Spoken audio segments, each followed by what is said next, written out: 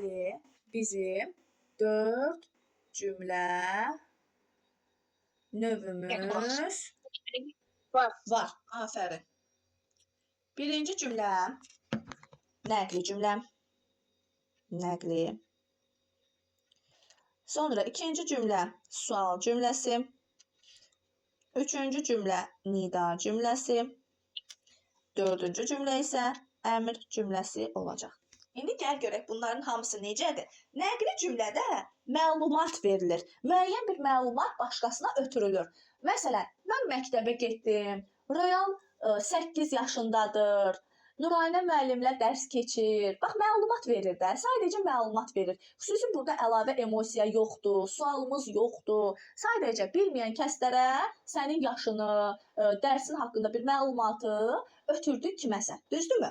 Deməli, nəqli cümlə nə deməkdir? Məlumat vermək məqsədi ilə işlədilən cümlə növüdür. Nəqli cümlə məlumat vermək məqsədi ilə işlədilən cümlə növüdür. Və nəqli cümlənin sonunda mütləq nöqtə işarəsi qoyulacaq. Nəqli cümlənin sonunda mütləq nöqtə işarəsi qoyulacaq. Gəldik sual cümləsinə. Sual cümləsi sual verərkən cavab almaq məqsədi ilə işlədilən cümlə növümüzdür. Sual cümləsi sual verərkən cavab almaq məqsədi ilə işlədilən cümlə növüdür. Sənin neçə yaşın var? Bax, görsən, mən sual verdim. Sən də onu cavab verəcəksən. Necə? Sual işarəsi. Ay, bəli. Sual cümləsinin sonunda da sual işarəsi qoyulmalıdır. Mütləq sual cümləsindən sonra sual qoyulur və sualın da cavabı verilir. Oldu mu balam? Nida cümləsi nədir? Nida cümləsi xüsusi hisslərimizi, emosiyalarımızı ifadə edən cümlə növüdür. Bəh-bəh, nə gözəl havadır. Ay aman, bunu niyə sındırdın? Bax, görürsən, xüsusi üz mimikalarını, səs tonunu dəyişdik, hissimizi, həyəcanımızı ifadə elədik, düzdür? Nida cümləsinin sonunda da mütləq nida işarəsi qoyulmalıdır. Nida cümləsi xüsusi hiss və həyəcanımızı ifadə edən cümlə növümüzdür. Sonunda mütləq nida işarəsi də qoyulmalıdır. Əmr cümləsi isə əmr vermək məqsədi ilə verilən cümlə üzvlərdir. Sakit dur, dərsini yaxşı oxu. Və yaxud da buralara zibil atmayın. Bu kimi, yəni əmr vermək məqsədi ilə işlədilən cümlədir.